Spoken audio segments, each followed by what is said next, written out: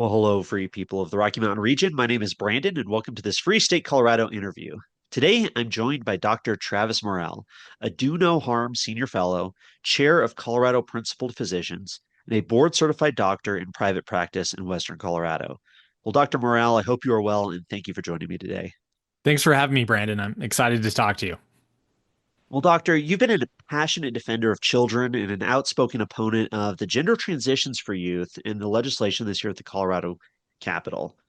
As a doctor, can you provide your perspective on this gender transition policy in Colorado and everything that's exacerbating these issues with today's youth? Yeah, I mean, you really gave me a big question there. I could talk for I could talk for longer than we have probably. But yeah, for example, this week probably or maybe next week, the bill that we're talking about a lot is HB 251312, which as you know, can penalize parents who don't want to call their kid by some name that they didn't give them when they were born. And they remember that their kid is a certain sex and they're not going to lie about it. And if you do one of those two things, you can be marked as coercive, which means you can get less visitation. Say you're in a dispute over that with an ex. And I mean, those are messy situations. I grew up in a divorced home, but I wouldn't want that kind of fuel being thrown on the fire. I think that's wrong.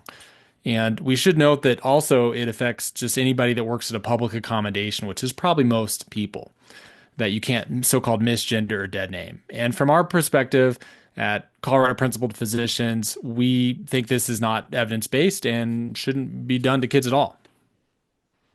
Can you talk a little bit about that with the evidence base? Because the proponents of transitioning children, they claim they have the science on their side. They claim they're helping these kids out, right? That they're born in the wrong body and they're trying to provide care for them. I've anybody who's listened to the testimony down there from the proponents of this type of legislation, I mean, it seems clear as day to them that, they're doing this to help the kids out and they can't fathom that somebody might be acting against the best interest of the kids. Can you talk a little bit about that?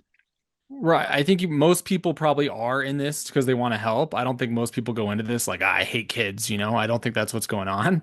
And I will say though that as far as listening to the science, I've been down there one time. It was me and eight other doctors, 10 if you count one guy that couldn't get the technology worked out.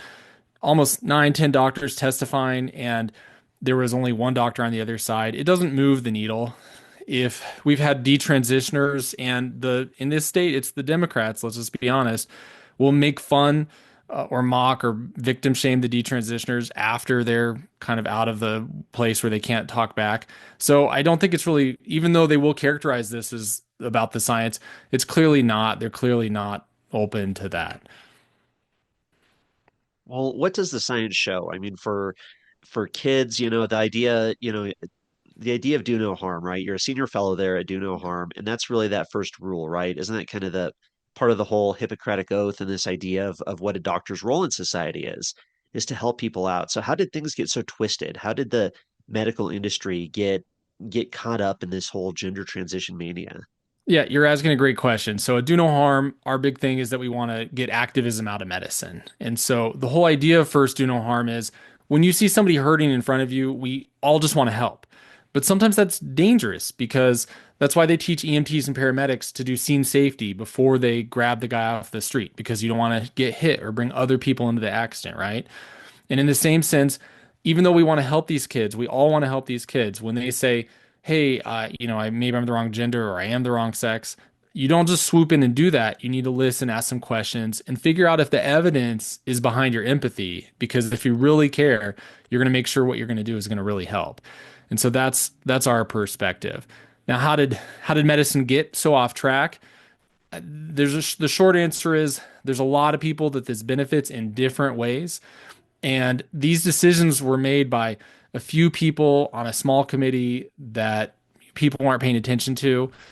Medical politics is run just like any other politics. There's people that are in it, and there are people, a mass amount of people that aren't paying attention and don't care. And the people that wanted this done knew what to do. They took over the right committees and they got it done. Huh, interesting. We hear a lot about the money associated, right? That there's so much money caught up in this whole gender transition scheme that, these people become patients for life, right? That they require this medical intervention throughout the rest of their lives, expensive medicines, things along those lines, the hormones, all of it. What role do you think that money has in, in this whole scenario that we're seeing? Well, I think that the money's involved. I don't think it's quite as simple as like all these doctors are going to get rich off of these kids. And I'm not going to say there's not any. You've seen some of the worst offenders on TikTok advertising just grossly to kids that are hurting to get their I mean, I'm quoting, I'm sorry I'm to say this, but get your teats yeeted, yeet your teats. And you're just like, oh my goodness, I can't imagine saying that as a, I mean, even me saying this now, quoting her is like hard for me to say as a doctor. So there definitely is money involved, but on a larger scale, you're right that this is going to be a steady stream, whether people detransition or don't. They're going to be using pharmaceuticals for their whole life. They're going to need repair surgeries for the whole life. So it is an element. I would say though that a lot of doctors, even though, yeah, maybe it's nice to make 10% more money or a little more money or whatever, I think a lot of doctors are a lot more motivated by honestly helping people. And they're being told that if they do this, they're not only a good doctor, they're like saving their life. They're a superhero, they're a savior. And you got to understand how much that's an emotional hit to somebody to hear that they're saving this kid's life, fighting against the evil people like me who want them to grow up to adulthood and have choices at that time. And that's a huge hit. And that is another pull too. It's not just the money. Well, that's a great point, right? Because, like you said, with the legislators, whether it's a politician or a doctor, everybody wants to be the good guy. Everybody wants to be helping people out and protecting these kids. But, I think the perspective's changing a little bit for some people. We've seen that, I think, in our society as a whole, over these last few years with all this new information coming out, with so many prominent detransitioners coming out and being very public about their experience. And even here in Colorado, so many stories about families and parents losing their kids and kids being turned against their parents in these schools through this whole ideology.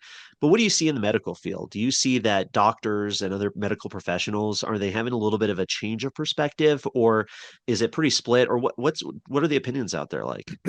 Yeah. So, well, there's two groups of doctors. There's the doctors that are running these organizations. You have groups like the American Medical Association. We got 1.1 million doctors, and maybe around 15% belong to that.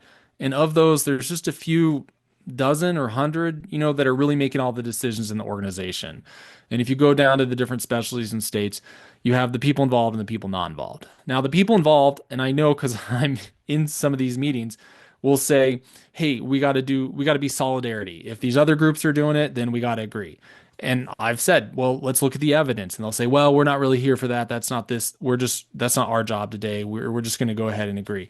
We got to show solidarity. So you have to understand how much of it really is political, I'm sure you understand, but I'm just saying it was new for me to be like, whoa, I thought we were doctors. I thought we'd like, read the papers and stuff.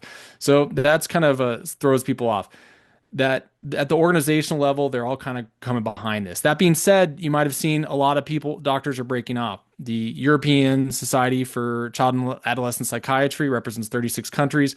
They're really toning things down as of last year.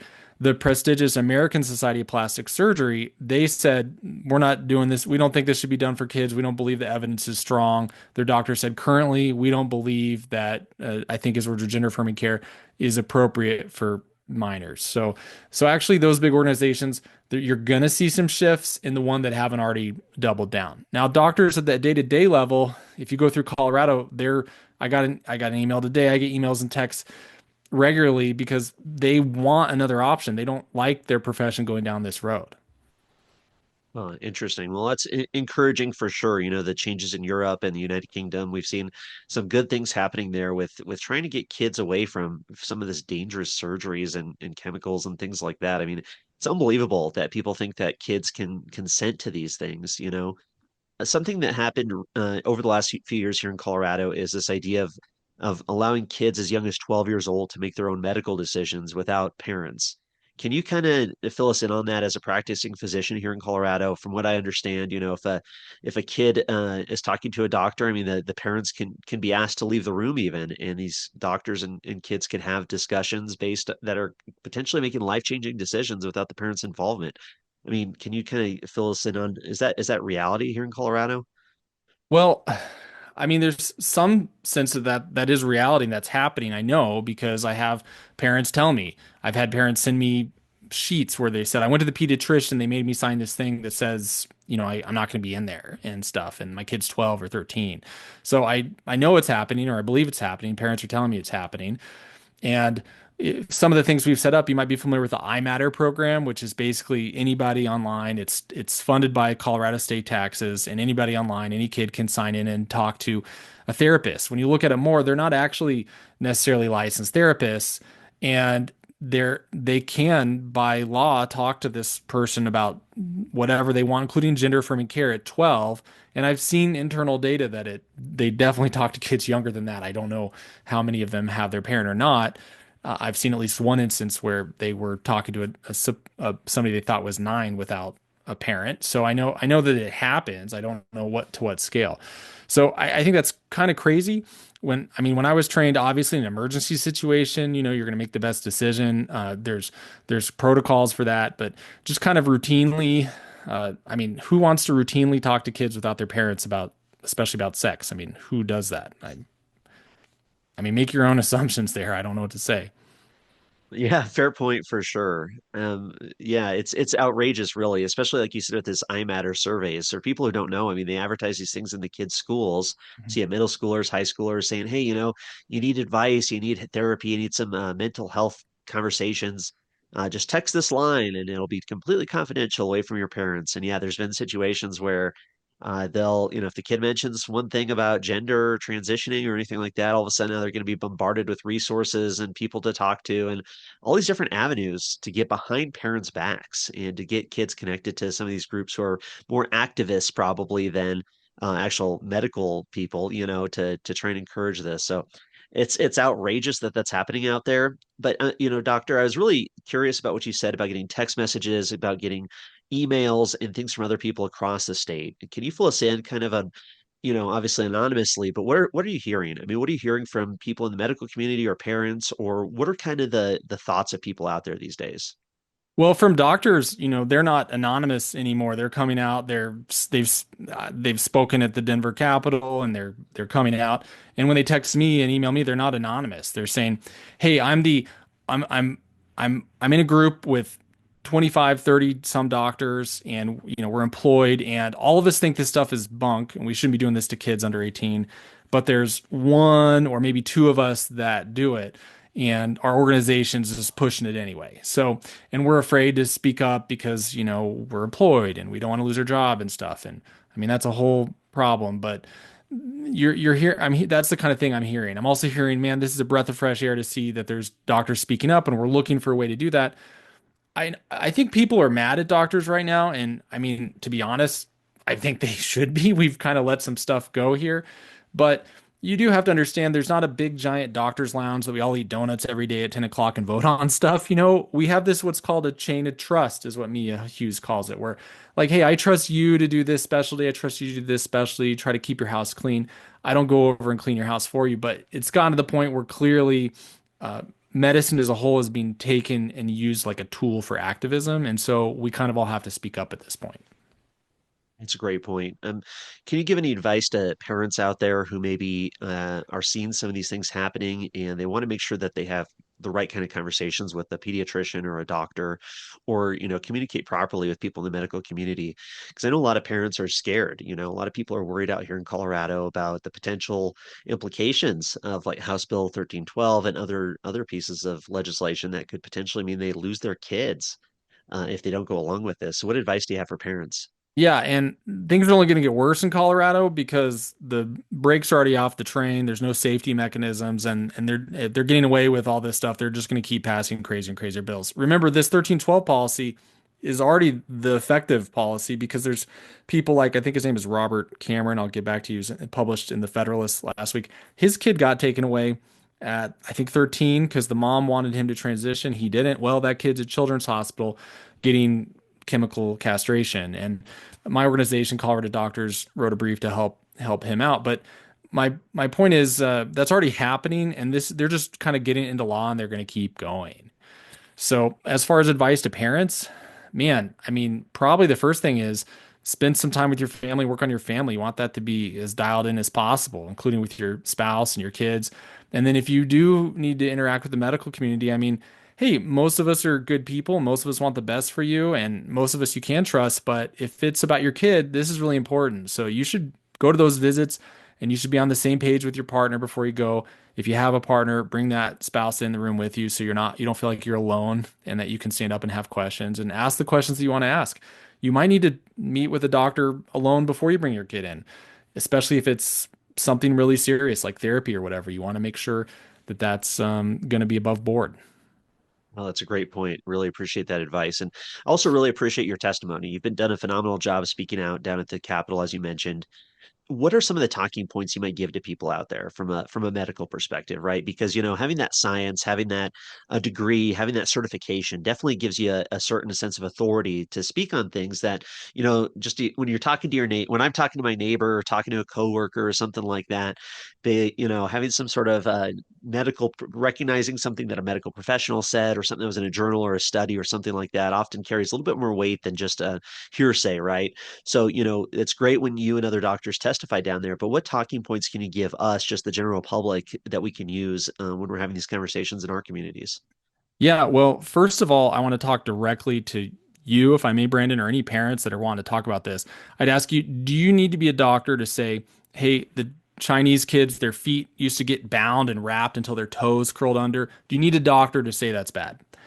Do you need a doctor to go to Yemen and Somalia, where millions of kids around the world now, girls get their genitals mutilated before they're 18 and in ways that permanently harm their ability to enjoy sex?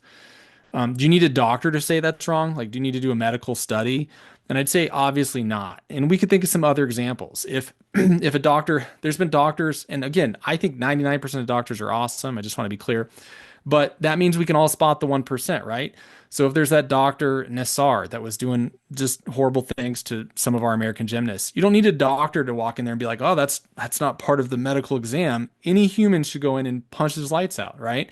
And I just want to be clear, I'm not advocating violence, but I'm just saying. Um, and so you don't need to be a doctor to speak about these things. This is what we're saying. We're saying this kid was born in the wrong gendered body, and we need to permanently alter not only his or her appearance, but his functional anatomy. So he's going to have a brain that's not quite as smart. He's going to maybe have a genitals that are smaller and don't work. Him or her is maybe going to have problems having kids when they're older. The boys, if they're treated in the Colorado Medicaid protocol, I mean, from what we understand, they 100% will, if they're started at the young age, not be able to have kids, not really be able to have, I don't know how adult this podcast is, but true intercourse, true orgasm. I mean, who do you need? What specialist? Who needs to tell you that that's wrong? So I don't. I just want to go ahead and say, if you can speak about those things, why can't you speak about this? There's no reason. It's just crazy that it's really going on in America. It is crazy. And, I really appreciate that perspective too, because I think it's so crazy that people don't want to believe it, right? I mean, Mhm. people don't want, you talk to people, and it's less now so than it was in previous years, even months ago, where people say that doesn't happen. That has never happened, because I think part of it is just people don't want to believe it because it is so horrendous. Yeah. It is literal mutilation, it is literal chemical castration, it is the permanent life altering medical procedures done to children, and children can't consent. They can't make up their own minds on these things. They're kids. They're gonna change their mind 10 times a day, about things. So it's absolutely astonishing that this is happening. So no, definitely appreciate that. But generally speaking, I guess then, what are some other talking points? Because you're phrasing things so well. What can people take away from this conversation that they can kind of use some of those? How do you lead into it? I guess is a better way to say it. Maybe you talk to somebody and you want to go fully into the deep part of the conversation, Yeah. but do you have any recommendations or any Yeah. kind of talking Yeah. points to get people having these conversations? Yeah, I think if you're looking for a way to broach the conversation, say with a friend or some kind of leader in the community or with your doctor, I think the best way is to go to our website, coloradodoctors.org/resources, coloradodoctors.org, find the resources, and just find an article. You're talking to somebody that's kind of in the mainstream, there's New York Times articles where Hillary Cass said, "Why is American medicine behind Europe and stuff on this science?" Right? So find an article and just share it with somebody and ask, like, what do you think about that? So coming at anybody, right? Like I can see from the back of behind you kind of what some of your positions are, right? If I'm just like, we need to control guns, we're going to ban guns, like that conversation's not going to go anywhere, right? But if I shared an article with you, even if it differed with you, and I was like, what do you think? I'd kind of get a more learning perspective. And now me and you are talking about an issue instead of me and you attacking. So we need to remember like a lot of this is like social and political and relational. So just share an article and ask them what they think. And that's what I'd recommend in real life for your friends. Now, I can, if you want, I can give some like, quick data points and stuff that so that people like are prepared. I'd be glad to do that. But that's what I'd say. First, start with a question and something to talk about. You're nodding your head, so I'll just say, so the big thing is suicide. Okay, so the suicide lie is a method to blackmail parents. So you basically put a gun to their head and say, if you don't do what the guy in the white coat's saying, your kid's going to kill themselves, which that's number one, not how medicine or psychiatry or therapy talks about suicide in any other situation, right? We always say there's always a better choice. There's going to be something better. Things are going to get better. We never say, we never normalize suicide. Hey, in your situation, most people try to kill themselves. That's called normalizing, and we don't do that in any other situation. So, just right now, if you hear somebody say, like, oh, well, they all kill themselves, so they need to do that, you need to interrupt them and say, that's literally, I mean, I don't really believe in dangerous speech, but modeling for kids that it's normal to kill themselves is dangerous speech because they're kids. So, number two, it's not 40, 50% of people kill themselves. Thank God. Okay. So, the largest study we have from the UK clinic, they had 15,000 kids for years. And out of 15,000 kids, four children, very sadly, tragically, did take their own life. That's two kids that were getting therapy, two kids that weren't. The point is, your risk per year of suicide in this situation is something like 0.013%. That's 0.013%. It's not 40 some percent. Even the ACLU lawyer in the Supreme Court, which I actually was there to see, admitted that it's these big numbers are talking about suicide ideation, thinking about it from surveys. Survey data are not like your hard science.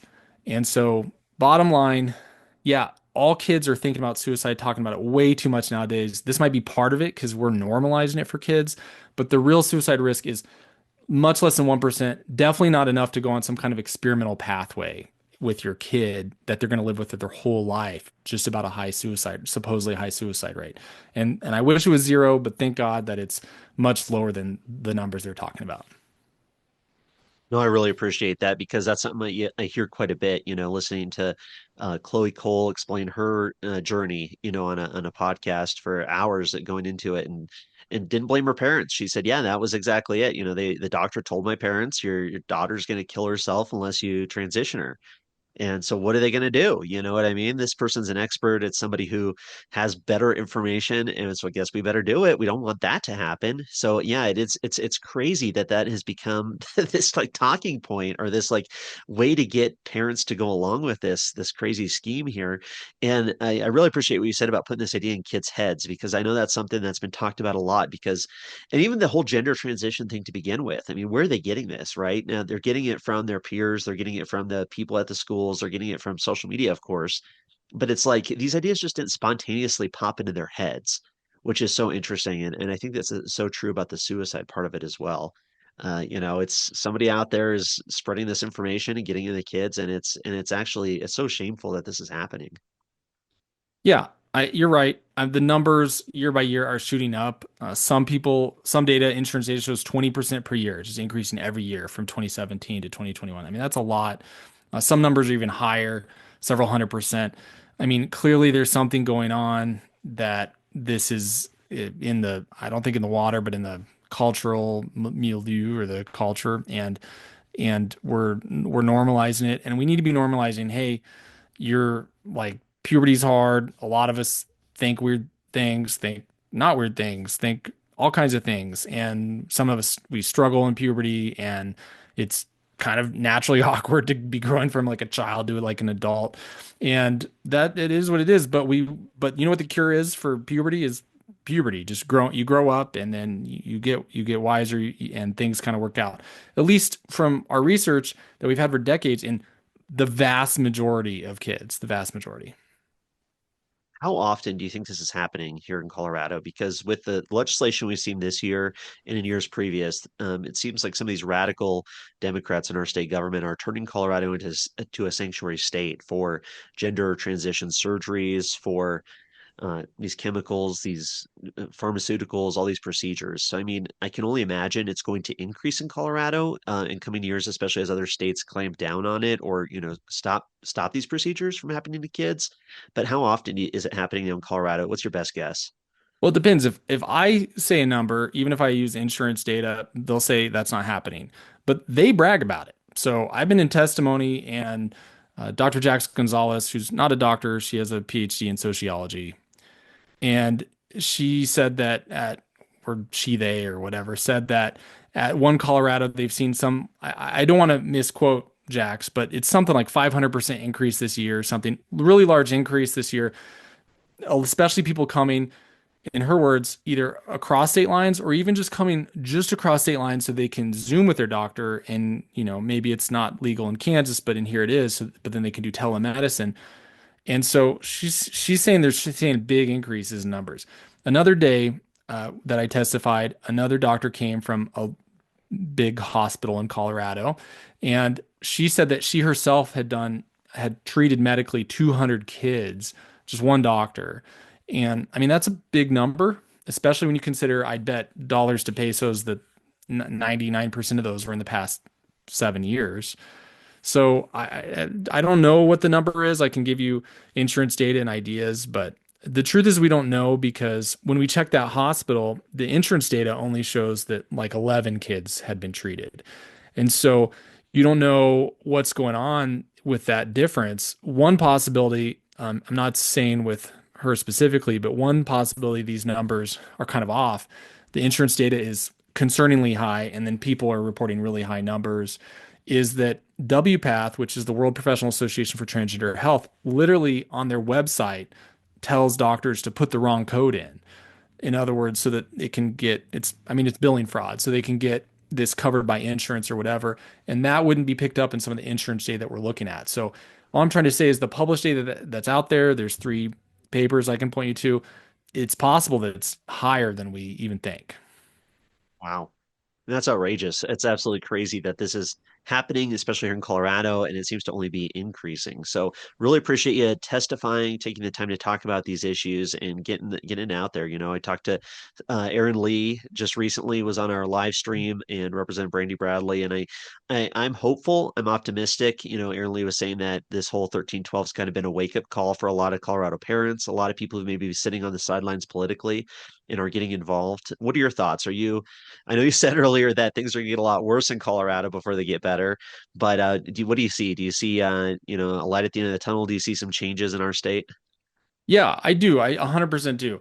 I think this is going on at a wide level. If you look at stoptheharmdatabase.com, you'll see it's 54 hospitals in Colorado already doing this right now, actively in Colorado. So your community hospital, your rural hospital is probably doing it.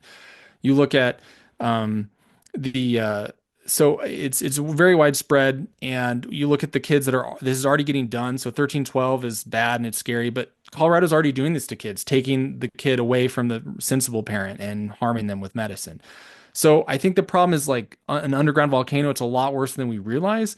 But thanks a lot to Aaron Lee at Protect Kids Colorado. Thanks to what you're doing, and a lot of just very grassroots in Colorado, man. We are very grassroots. A lot of just parents speaking up. People are starting to understand what's going on, and when they do, they don't like it. Okay, 51% of Democrats don't think that doctors should be able to do this to kids under 18. So the positions that Polis and some of the legislators, or many of the legislators on one side, have taken is not popular. And so once people realize that, then I think we can be active and stop it. But they're not going to stop it on themselves. There's no kind of safety mechanism for them to do that. They don't want to admit that they've harmed a lot of kids. I don't blame them. I wouldn't want to admit that either. So it's going to take some outside influence. And by that, I mean normal parents and normal adults speaking up, Yeah, and the voters ultimately to ultimately. make some changes, right? So awesome. Well, what else do you want to, what else is there that people should be aware of, doctor, in terms of, there's the gender medicine, there's all this going on. Any other thoughts here, kind of as we wrap things up, in terms of just the medical field in Colorado, or any other issues that you're seeing, any other issues that people should be aware of? Yeah, I think that unfortunately, so these things aren't caused by evidence, right? There was actually no study that was like, oh, look, if you do this to kids, it's great. In fact, there was kind of like one study in 2011, and then when people try to reproduce it, it's bad and it doesn't work. But we just go on full steam ahead. So it's not evidence motivating these things, and so you have to think what is going on. And I think what's going on is, like you already said, if a doctor comes into conversation and brings some studies, you're like, oh, well, maybe we'll listen to that guy. And what I think somebody realized, like, wow, doctors are powerful. And so instead of being like, hey, doctors are good and they can tell us what's true and fix our kid when they have like some kind of disease, they're like, doctors are powerful. And so they're trying to use doctors to get things done. And so the gender's one thing, the diversity, equity, inclusion is another thing where, yeah, again, same thing, fake studies, bad science, just spreading basically hate between races. The gender thing is spreading hate between parents and kids. It's really horrible. And there's other things like that. There's a lot of activism in medicine in general. And it's tough because at the same time, man, if you get sick or you get a car accident or whatever, a doctor 100% is the person you want to be. And my message would be, you can trust your doctor. You just might not be able to trust the organization that they're paying dues to. Oh, interesting. Well, I really appreciate you bringing up the DEI portion of it. I mean, how prevalent is that in the medical field, and kind of what level is the medical professionals kind of pushing this whole DEI system out on society? Yeah, it's pretty constant if you're, from what I can tell, if you're in academia and definitely in professional societies. I've been privileged to sit on a diversity, equity, inclusion committee with a large medical society and taken the classes and, gotten intelligent in that area or less intelligent or whatever. And I think that it's kind of sad because one of the big things that they've been pushing is that basically if you go to a white doctor and you're a black guy or black baby, you're gonna more likely die. And it's just crazy to me that these are doctors organizations that are telling their, I don't want to say clients, but their patients that, you know, 60, 70% of the doctors you're going to show up to are going to kill you if you're the wrong race. It's just a crazy, like, I don't know what profession you do for your day job, but it's just crazy that you just like shoot yourself in the foot and be like, you can't trust most of us, which I want to be clear. I'm saying I can't trust the organizations, but most doctors I think you can trust. And a lot of this is based on some bad science. There was a study that's been repeatedly debunked out of Florida that said white doctors were killing black babies or the black babies were dying in white doctors' hands. And it's obviously not true if you just think about it. Like, do you think a lot of people that you're like, man, I bet white doctors just don't even care about black babies. Like, if that's what you think, like you're in a different world than I live in.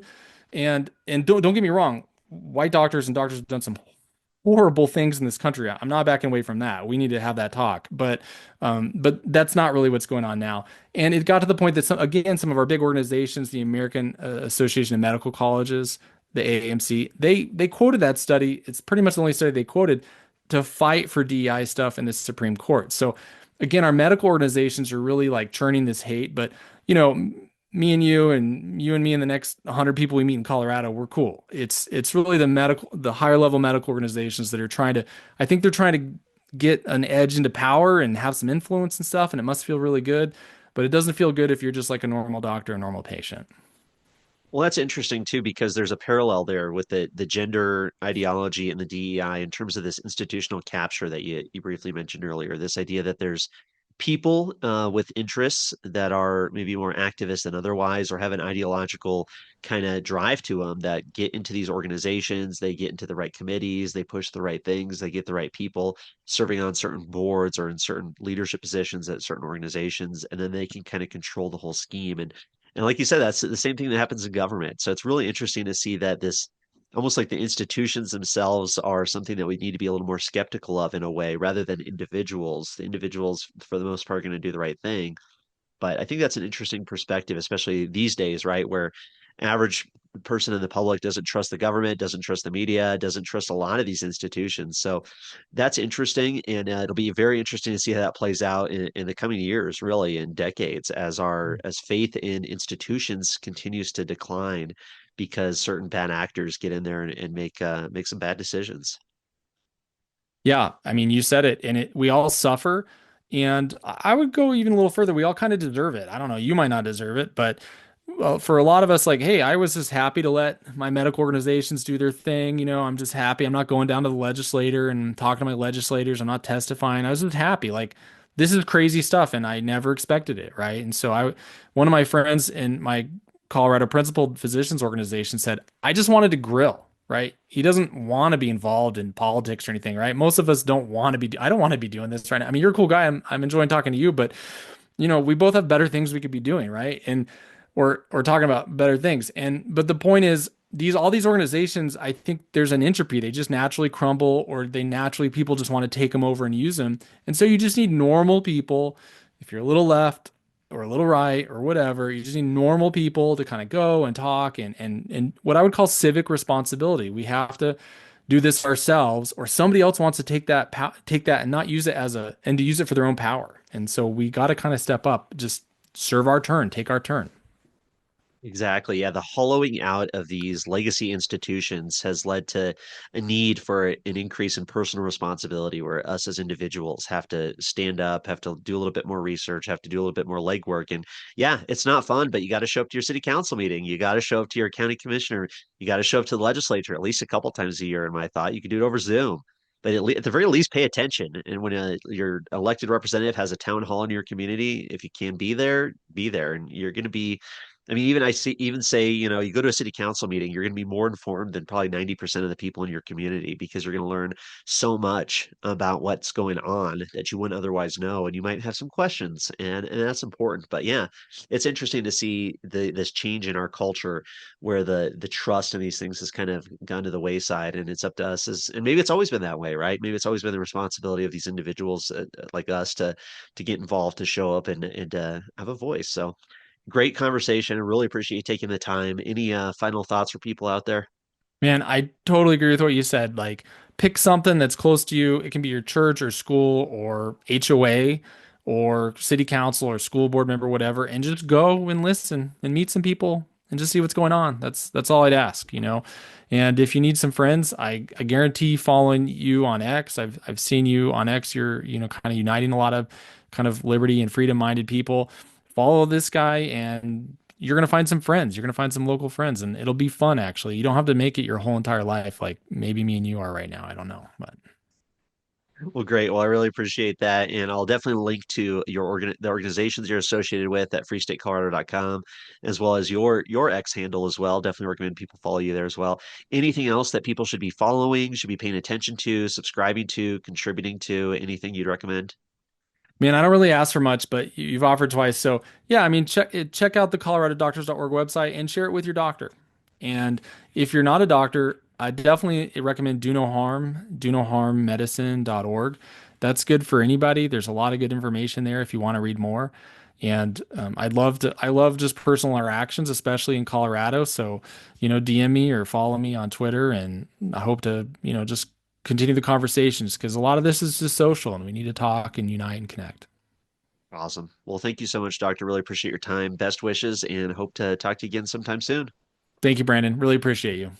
All right. Take care.